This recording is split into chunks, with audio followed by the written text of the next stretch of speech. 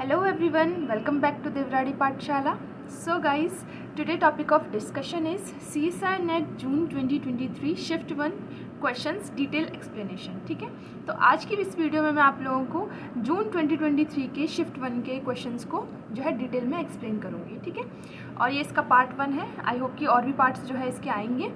और guys I hope कि आप लोगों का एग्ज़ाम बहुत अच्छा हुआ होगा, और जिसका नहीं हुआ है अच्छा तो कोई बात नहीं, उदास ना हो, वापस से प्रिपरेशन अपनी स्टार्ट कर दें। अपना टाइम बिल्कुल भी वेस्ट ना करें। अगर आपको वापस से प्रिपरेशन करनी है तो अपना जो है सीधे अपना प्रिपरेशन स्टार्ट कर दीजिए, इधर उधर की टेंशन्स ना लें। ठीक है, चलो ये टॉपिक बहुत ही ज़्यादा इंपॉर्टेंट है। जो भी स्टूडेंट प्रिपेयर कर रहे हैं CSIR NET GATE ICMR DBT JRF के लिए, साथ ही साथ MSc और BSc स्टूडेंट्स के लिए भी इम्पॉर्टेंट होगा। सो मेन वीडियो पे चलने से पहले वीडियो को लाइक और चैनल को सब्सक्राइब करना ना भूलें। So let's proceed. सो सबसे पहला क्वेश्चन है, ये क्वेश्चन जो है आपको सेल बायोलॉजी यानी यूनिट नंबर 2 से पूछा गया था। ठीक है, सो ये काफ़ी इजी क्वेश्चन था। अगर मैं इसका लेवल देखूं तो ये जो है वो आपका इजी क्वेश्चन था ये। ठीक है, इजी है और यूनिट 2 से है। ठीक है, देखो क्वेश्चन क्या है, match the eukaryotic cellular organelles listed in column X with their typical functions from among the listed in column Y। ठीक है, तो कॉलम X को आपको कॉलम Y से मैच करवाना है। ठीक है, कॉलम X में आपको ऑर्गेनल्स दिए हुए हैं और कॉलम Y में उनके फंक्शंस दिए हुए हैं। ठीक है, आपको बताना है विच one of the following options represent all correct matches between column X and Y। तो कॉलम X और Y के बीच में कौन जो है वो करेक्ट मैच आपको बता रहा है। सबसे पहले देखते हैं, सबसे पहला ऑर्गेनेल है दैट इज़ गोल्जी। गोल्जी में क्या होता है, गोल्जी क्या परफॉर्म करता है, यहाँ पर दिया हुआ है राइबोसोम असेंबली। नहीं, राइबोसोम असेंबली तो गोल्जी में नहीं होती है।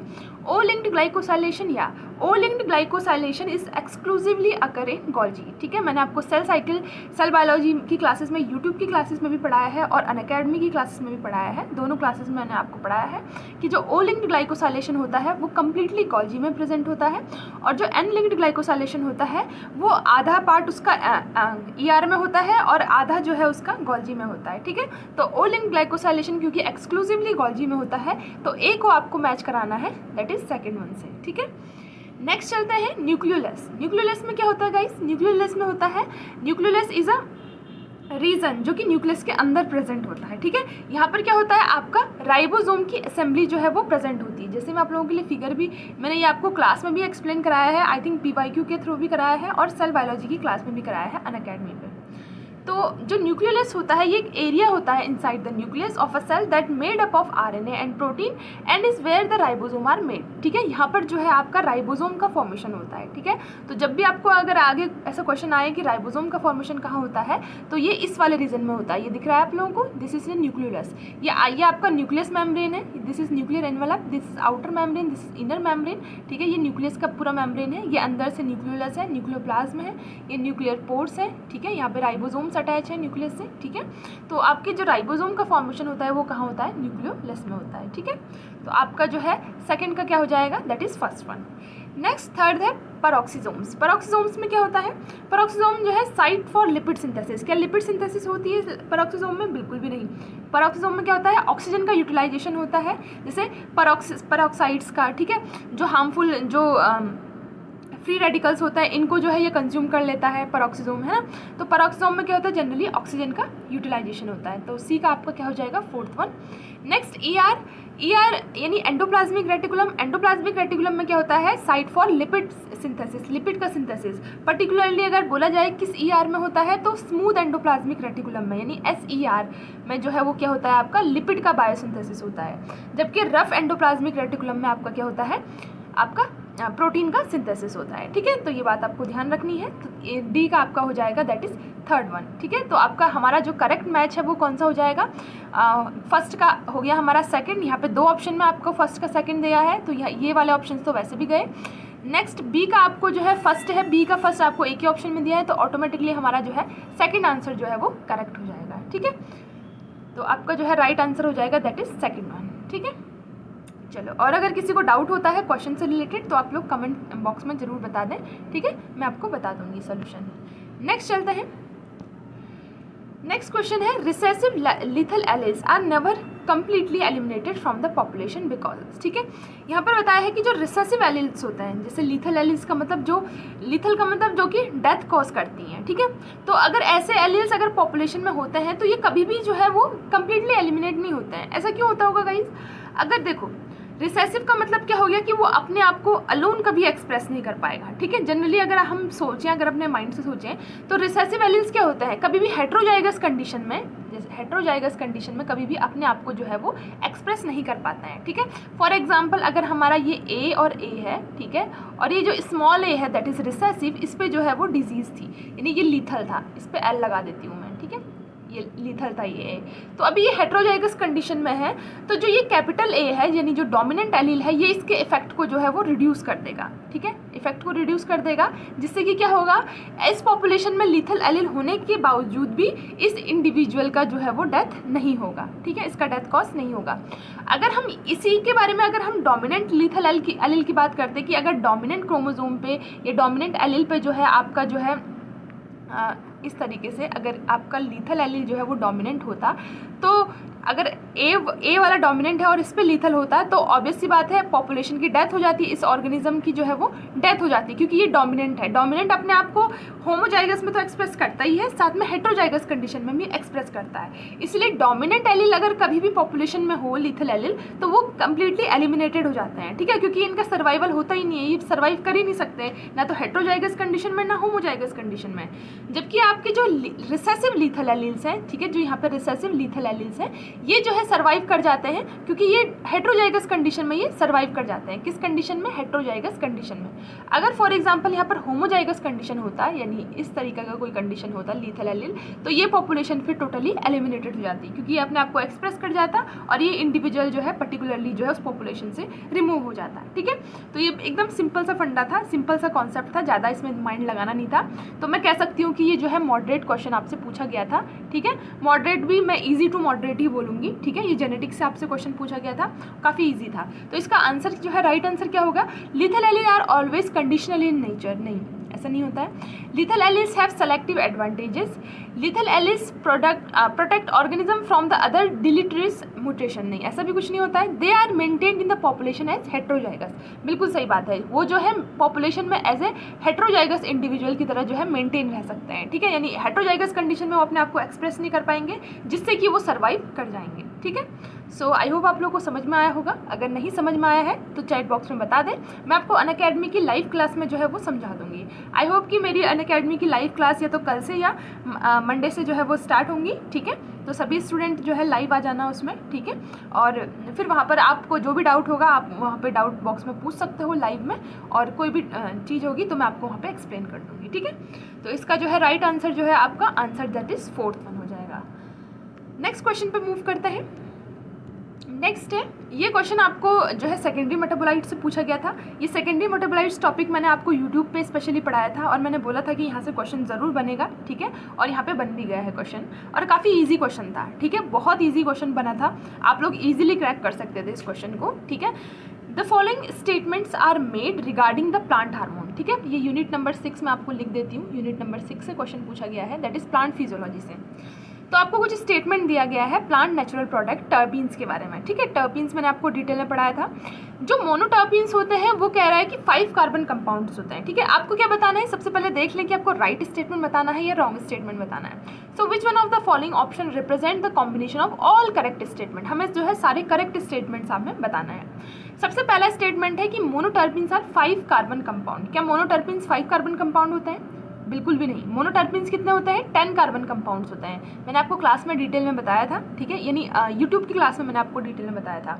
तो ये 10 कार्बन कंपाउंड होते हैं, ना कि 5 कार्बन कंपाउंड। ए हमारा रॉन्ग हो गया है। ए का रॉन्ग होते ही हमारा ए स्टेटमेंट तो नहीं होगा, फर्स्ट ऑप्शन भी नहीं होगा और थर्ड ऑप्शन भी नहीं होगा। अब हमारा बचा सेकेंड और फोर्थ। अब सेकेंड और फोर्थ ऑप्शन इतना ईजी है कि सी और डी जो है दोनों में है, यानी किसी भी कंडीशन में आपका सी और डी तो राइट होने वाला है, ठीक है। नो डाउट कि सी और डी आपका राइट होने वाला है। अब आपको बी देखना है कि बी राइट है या रॉन्ग है, ठीक है। तो इतना इजी था। मोनोटर्पीन्स मैंने आपको इस टेबल से पढ़ाया हुआ था कि जो हेमिटर्पीन्स होते हैं ये 5 कार्बन कंपाउंड होता है। ये मैंने आपको यूट्यूब क्लास में पढ़ाया था, नंबर ऑफ कार्बन, ये क्लास है, ये इसका एग्जाम्पल है। तो 5, अगर नंबर ऑफ कार्बन 5 हो तो वो हेमिटर्पीन होता है, और 10 हो तो मोनोटर्पीन होता है, ठीक है। ये साइक्लिक मोनोटर्पिन है। 15 हो तो सेस्क्यूटर्पिन होता है, 20 हो तो डाइटर्पिन्स होता है, 30 हो तो ट्राइटर्पिनॉइड्स होता है। ये सब मैंने आपको क्लास में बताया था, ठीक है। तो इससे आप इजीली क्रैक जो है इस क्वेश्चन को कर सकते थे, ठीक है। अभी सी और डी हमें पढ़ने की ज़रूरत ही नहीं है, सी और डी तो ऑलरेडी राइट होने वाले हैं। अब बी वाला स्टेटमेंट देखो, the anti malarial drug artemisinin is a sesquiterpene, ठीक है। जो एंटी मलेरियल ड्रग होती है आर्टिमिसिनिन वो सेस्क्यूटर्पिन होता है। अभी जो ये स्टेटमेंट है ये प्रीवियस ईयर क्वेश्चंस में इतनी बार आ चुका है, मतलब प्रीवियस ईयर क्वेश्चंस में ये ऑलरेडी पूछा जा चुका है ये स्टेटमेंट। तो अगर जिस स्टूडेंट ने PYQ करे होंगे तो वो इजीली बता सकता है कि दिस स्टेटमेंट इज ट्रू, और अगर उसने PYQ करे हैं और ये स्टेटमेंट ट्रू है तो आपका ऑटोमेटिकली जो है वो फोर्थ आंसर जो है वो राइट हो जाएगा, ठीक है। तो इसलिए मैं आपको बोलती हूँ हमेशा जो है प्रैक्टिस अगर करते हो तो हमेशा प्रीवियस ईयर क्वेश्चंस की प्रैक्टिस किया करो, जिससे कि क्या होगा, प्रीवियस ईयर क्वेश्चंस में कई स्टेटमेंट जो है वो रिपीट होते हैं, कई कंसेप्ट रिपीट होते हैं, जिससे कि आपको जो है एग्जाम में हेल्प मिलती है। तो ये statement as it is PYQs का आया हुआ है, ठीक है। तो आप अगर आपने करा होता तो आपको जो है वो ईजिली आप जो है आंसर तक पहुँच सकते थे। नेक्स्ट सी स्टेटमेंट है, azadirachtin is a triterpene derived from the seed of oil of Asian neem tree, ठीक है, बिल्कुल सही बात है, ये भी ट्रू है। टैक्सोल इज अ डाइटर्पिन, बिल्कुल सही बात है, और जो कि कैंसर ट्रीटमेंट में यूज़ होता है, ठीक है। तो ये भी आपका ट्रू है। तो आपका BCD is a right answer, ठीक है। तो आपका राइट आंसर क्या हो जाएगा, B, C and D। तो ऐसे आपको जो है आप जो है इसे क्रैक कर सकते थे, इजी क्वेश्चन था, ठीक है, ज़्यादा टफ नहीं था, ठीक है। नेक्स्ट है, नेक्स्ट क्वेश्चन पे मूव करते हैं। Which one of the following plant derived molecules is widely used as analgesics, ठीक है। एनाल्जेसिक्स की तरह कौन सा प्लांट डिराइव्ड मॉलिक्यूल जो है वर्क करता है। अभी एनाल्जेसिक्स क्या होता है, एनाल्जेसिक्स आप लोगों ने सुना होगा, ये क्या होता है, पेन रिलीविंग, ठीक है, यानी पेन किलर टाइप के, पेन रिलीफिंग, यानी जैसे आपको कहीं कभी अगर चोट लगती है या कभी बैक पेन होता है या कहीं भी पेन होता है तो आपको डॉक्टर क्या देता है, एकदम से पेन रिलीफ करने के लिए पेन किलर देते हैं, ठीक है। वो पेन किलर्स क्या होते हैं, एनाल्जेसिक्स होते हैं, ठीक है। अभी प्लांट्स के कौन से मॉलिक्यूल से ये डिराइव किया जाता है, तो ये क्वेश्चन भी काफ़ी ईजी था, ठीक है। एब्सिसिक एसिड नहीं हो सकता, जिबर्लिक एसिड नहीं हो सकता है, टोटली सारे प्लांट ही हार्मोन है, वैसे ये चारों ही आपके प्लांट हार्मोन है, लेकिन एब्सिसिक एसिड और जिबर्लिक एसिड का इसमें कोई रोल नहीं है। देन आता है सैलिसिलिक एसिड और जैस्मोनिक एसिड। तो सैलिसिलिक एसिड आप लोगों ने कई सारे जो है ड्रग्स में पढ़े होंगे, ठीक है, 12th में भी आप लोगों ने पढ़ा होगा केमिस्ट्री में कि सैलिसिलिक एसिड जो है वो एनाल्जेसिक्स की तरह यूज़ होता है, ठीक है, एंटी इन्फ्लामेटरी की तरह यूज़ होता है, ठीक है, एंटी इन्फ्लामेटरी हो गया, एनाल्जेसिक्स हो गया, ठीक है। सैलिसिलिक एसिड नाम की इवन गोलियां तक आती है, ठीक है। तो ये क्या होता है, एनाल्जेसिक्स होता है, यानी पेन रिलीफर होता है, ठीक है। जैस्मोनिक एसिड नहीं होगा, जिबर्लिक एसिड नहीं होगा, एब्सिसिक एसिड नहीं होगा, और साथ ही साथ सैलिसिलिक एसिड जो है प्लांट डिफेंस हार्मोन है, यानी प्लांट को जो है वो defence as a defence system है, जो कि प्लांट को जैसे इंसेक्ट वगैरह ईट करने के लिए आते हैं तो उससे भी जो है प्लांट को प्रोटेक्ट करता है सैलिसिलिक एसिड, ठीक है। तो ये भी काफ़ी ईजी क्वेश्चन था, मैं इसको बोलूँगी कि ईजी टू मॉडरेट क्वेश्चन था, मतलब अगर किसी ने थोड़ा भी अगर पढ़ा होगा या ये खुद से भी ये जो है मतलब इजी ही क्वेश्चन था। सैलिसिलिक एसिड नाम की टैबलेट्स भी खुद आती है मार्केट में, ठीक है। तो ये जो है आपका जो राइट आंसर जो है वो हो जाएगा, that is second one, salicylic acid. Next question पे मूव करते हैं। नेक्स्ट है directional selection of a particular trait will be lead to the frequency of the trait, ठीक है। डायरेक्शनल सिलेक्शन क्या होता है, मैंने आपको शायद अनअकैडमी की क्लास में पढ़ाया था प्रीवियस ईयर क्वेश्चन के थ्रू, वहाँ पर मैंने आपको तीनों टाइप के सिलेक्शन पढ़ाए थे, डायरेक्शनल सिलेक्शन हो गया, डिस्ट्रक्टिव सिलेक्शन होगा, स्टेबलाइजिंग सिलेक्शन होगा, तीनों टाइप के मैंने सिलेक्शन आपको पढ़ाए थे। तो डायरेक्शनल सिलेक्शन में क्या होता है, being normally distributed in the population, नहीं, नॉर्मली डिस्ट्रीब्यूशन नहीं होता है, always showing left screw of the distribution. देखो अगर मैं डायग्राम बनाऊँ डायरेक्शनल सिलेक्शन का, कुछ इस तरीके से बनता है, अगर ये आपका ग्राफ है, ठीक है, और यहाँ पे कोई पॉपुलेशन है जो कि होमोजाइगस डोमिनेंट को जो है वो प्रमोट करती है, यहाँ पर जो है हेट्रोजाइगस को प्रमोट करती है, और यहाँ पर जो है वो रिसेसिव पॉपुलेशन को प्रमोट करती है। तो जब भी डायरेक्शनल सिलेक्शन हमारा जो है आता है डिस्ट्रीब्यूशन कर्व में, तो डायरेक्शनल सिलेक्शन क्या होता है, वो कभी भी मिड वाले को कभी सेलेक्ट नहीं करता है, यानी जो हेट्रोजाइगस कंडीशन में है उसको कभी सेलेक्ट नहीं करता है, हमेशा जो है वो क्या करेगा, ये तो राइट की तरफ सेलेक्ट करेगा या लेफ्ट की तरफ सेलेक्ट करेगा, ठीक है। यानी या तो ये राइट की तरफ, या तो ये इधर वाली पॉपुलेशन को सेलेक्ट करेगा या ये इधर वाली पॉपुलेशन को सेलेक्ट करेगा, बीच में ये कभी सेलेक्ट नहीं करेगा। इसे ही हम क्या बोलते हैं, डायरेक्शनल सिलेक्शन बोलते हैं, यानी ये किसी पर्टिकुलर डायरेक्शन को ही सेलेक्ट करेगा। तो ये इधर करता है, दोनों को नहीं करेगा, इधर करेगा, इधर इधर या तो ये वाला करेगा, इस डायरेक्शन में मूव करेगा यानी रिसेसिव एलील को, या फिर ये डोमिनेंट एलील को प्रमोट करेगा, ठीक है। तो ये होता है आपका डायरेक्शन सिलेक्शन। तो आपका जो राइट स्टेटमेंट हो जाएगा that is showing either a right or left screw distribution in the population, this option will be right, ठीक है। और भी होते हैं जैसे स्टेबलाइजिंग सिलेक्शन हो गया। स्टेबलाइजिंग सिलेक्शन में क्या होता है, आपको जो है वो मिड वाले पॉपुलेशन को, यानी जो हेट्रोजाइगस कंडीशन में है, जो मिड वाली पॉपुलेशन है उसको प्रमोट किया जाता है। देन होता है डिस्ट्रप्टिव सिलेक्शन, एक और टाइप का होता है डिस्ट्रप्टिव सिलेक्शन।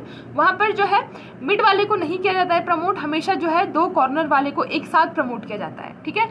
तो डिस्ट्रप्टिव और डायरेक्शनल में एक डिफरेंस है, ठीक है। वैसे दोनों सेम लगते हैं, लेकिन डायरेक्शन में इधर वर्ड आ जाता है, या इधर राइट को सेलेक्ट करेगा या लेफ्ट को सेलेक्ट करेगा, लेकिन डिस्ट्रप्टिव में जो है वो बोथ को सेलेक्ट करता है, इन दोनों को जो है वो सेलेक्ट करेगा, ठीक है। तो ये था आपका सिलेक्शन, ठीक है। कभी अगर टाइम मिलेगा तो मैं आपको यूट्यूब चैनल में जो है वो डिटेल में इसके बारे में डिस्कस करवाऊंगी, ठीक है। तो आपका जो है राइट स्टेटमेंट हो गया, that is 4th one. Next question पे मूव करते हैं। नेक्स्ट क्वेश्चन है a positive association between absolute average individual fitness and population over the size of the finite interval is known as, ठीक है। तो guys मैंने अभी तक देखा इकोलॉजी से काफ़ी क्वेश्चन आप लोगों से पूछे गए थे, अच्छे खासे क्वेश्चन पूछे गए थे, ठीक है। तो काफ़ी स्कोरिंग होता है इकोलॉजी, कभी मत छोड़ना इकोलॉजी, ठीक है। और ठीक है, तो ये भी इकोलॉजी से क्वेश्चन है, इससे पहले वाला भी इकोलॉजी से था। तो आपको बताया गया है क्वेश्चन में positive association between the absolute average individual fitness और population size over the finite interval of time, उसे हम क्या बोलते हैं, उसे हम बोलते हैं एली इफेक्ट। देखो एली इफेक्ट क्या होता है, एली इफेक्ट क्यों बोला गया है, क्यों ये टर्म जो है इंट्रोड्यूस किया गया था। तो जनरली अगर आप लोगों ने देखा होगा, अगर कोई पॉपुलेशन की साइज़ स्मॉल होती है, ठीक है, तो जनरली कहा जाता है कि वो जो पॉपुलेशन की जो स्मॉल पॉपुलेशन साइज़ होती है उनकी फिटनेस जो है वो रिड्यूस रहती है। फिटनेस रिड्यूस का मतलब हो गया कि उनका जो सर्वाइवल रेट होता है वो बहुत ही कम होता है, मतलब बहुत कम चांसेस होते हैं कि वो स्पीशीज़ जो है वो आगे जाके बचेगी इन फ्यूचर में। ऐसा क्यों होता है, क्योंकि जो स्मॉल पॉपुलेशन होती है, अगर किसी पॉपुलेशन की साइज़ अगर स्मॉल है तो उसमें बहुत सारे फैक्टर्स वहाँ पर जो है वो लैक होने लग जाते हैं। एक तो सबसे प्राइम फैक्टर होता है कि मेटिंग के लिए जो है वो एक तो चॉइस नहीं होती, मेटिंग चॉइस नहीं मिल पाती है, मेटिंग फैक्टर जो है वो डिक्रीज़ हो जाता है। दूसरा जो है अगर पॉपुलेशन छोटी है तो अगर प्रेडेटर उन पर अट्रैक्ट करेगा तो वो इजीली जो है कैप्चर कर लेगा, ठीक है, अपने प्रे को। और भी जो है कई सारे जो है वो फैक्टर्स होते हैं जो कि स्मॉल पॉपुलेशन पे वर्क करते हैं, जो कि उसके सर्वाइवल यानी उसके फिटनेस को जो है वो डिक्रीज़ करती है। तो यही बात हमारी कौन बताती है, एली इफेक्ट हमारी ये बात बताती है, ठीक है। तो इसका जो है करेक्ट स्टेटमेंट ऑप्शन जो है आपका क्या हो जाएगा, दैट इज़ एली इफेक्ट, ठीक है। नेक्स्ट क्वेश्चन पे मूव करते हैं। ओके,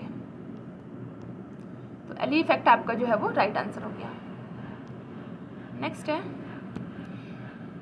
है ये क्वेश्चन आपको जो है बायोकेमिस्ट्री से पूछा गया था, ठीक है। काफ़ी इजी क्वेश्चन था ये भी, ठीक है। और which one of the following codon is use to code selenocysteine in Escherichia coli, ठीक है। यानी सेलिनोसिस्टीन के लिए जो है वो कौन सा कोडोन जो है वो कोड करता है एस्चेरिशिया कोलाई में, ठीक है।